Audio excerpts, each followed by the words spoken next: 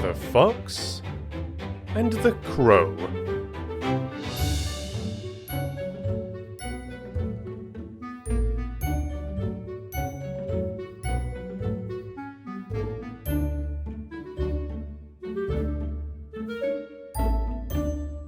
Out hunting one morning, Fox lifted his nose in the air and smelled something he liked. Something he liked a lot.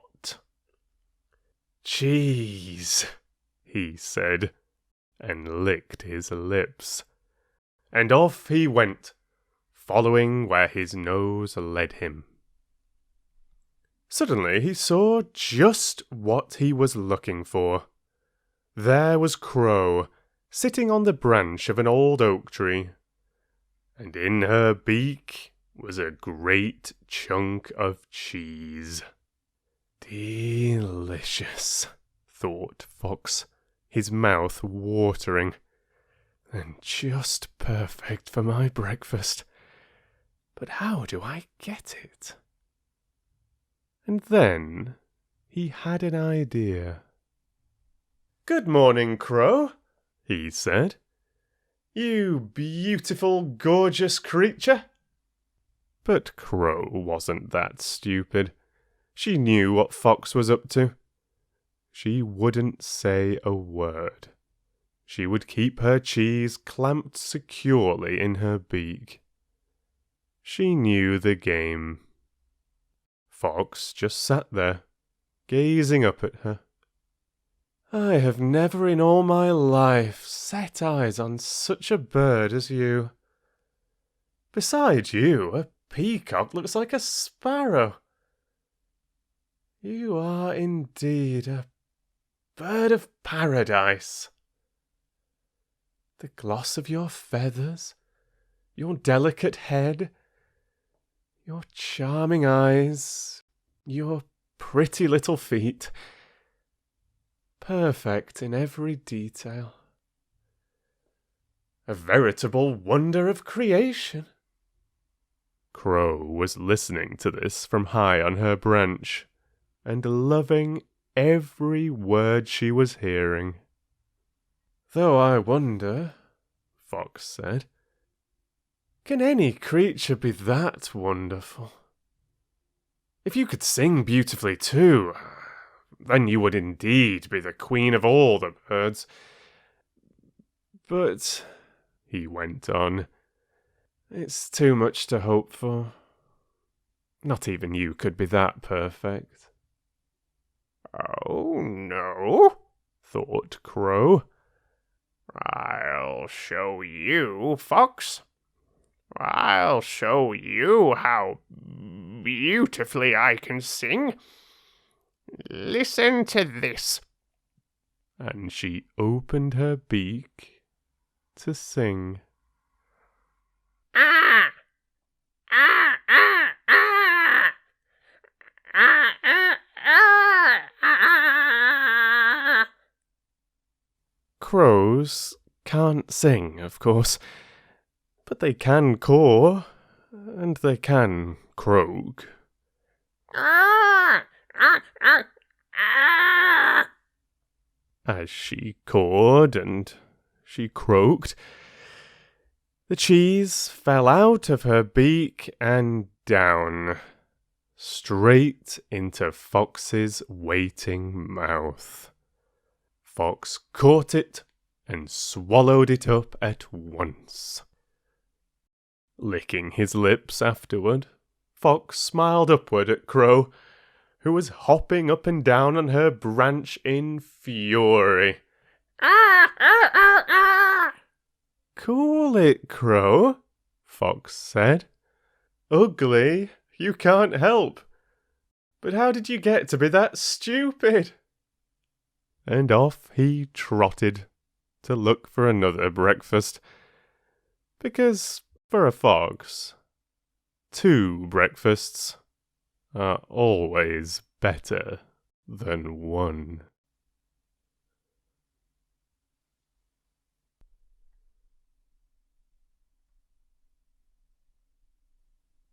Well, that has to go down as a clear victory for the crafty little fox today. Thank you so much for listening. Do share your thoughts on the fox and the crow. For the record, I do not think crows are ugly. Certainly don't think crows are stupid. Those were the fox's words, not mine. Thank you for all the comments on yesterday's story, the town mouse and the country mouse, another one of the most famous Aesop's fables. A couple of you were saying that you're real country mice. I thought it was lovely to hear that Ada used to read that story to her children, and now we've gone full circle and she's been listening to me read it to her and to the rest of you. I thought that was really sweet. Dr. Scott was saying how similar the premise was to the 1960s TV show Green Acres. Sounds familiar, but I haven't seen it. I'm sorry. Really glad you enjoyed it, Dr. Scott. Sun Young making me laugh, referencing her comment from quite a few stories ago. As a cat, mommy... No, I'm joking. As a city slicker, I used to feel superior, but now that I live in a small town, I am humbled. I am content living in a small town, but I miss museums, galleries, and concert halls. And that comment leads me into Kirsten's. I remember reading this story in a little golden book I had as a child. At that time, I thought the moral was, a simple, quiet life is better than one full of excess and danger. But now I see it as, there are many different lifestyles, each having its own share of pleasures and difficulties. One isn't better than another, but each is suited for a different type of person.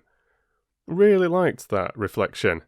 I totally agree. I think there's more to it than the simple lesson of that it's better to live a peaceful life that has little and is secure than to live in a luxury that can end any moment in disaster. I like that idea that at the end of the day, there are different lifestyles for different people, and maybe those preferences change over time for a number of different reasons.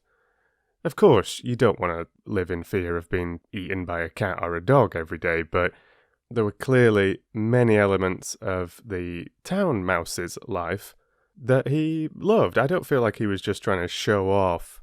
I mean, maybe, and that's the thing with these fables, you can interpret them in many different ways. I think that's what makes them really interesting. But for me, I saw that for the town mouse, there were genuinely many things about his life that he loved, and for the country mouse, there were many aspects of her life that she loved, and it wasn't simply that one was better than the other. Karen said, "Life is not about having all you want, but being satisfied with wanting all you have." Very nicely put, and I have to agree with that. I mean, that does sound like a dream come true, whether you're a town mouse or a country mouse, or you're someone that enjoys different aspects of different styles of living. Maybe you're a nomad mouse.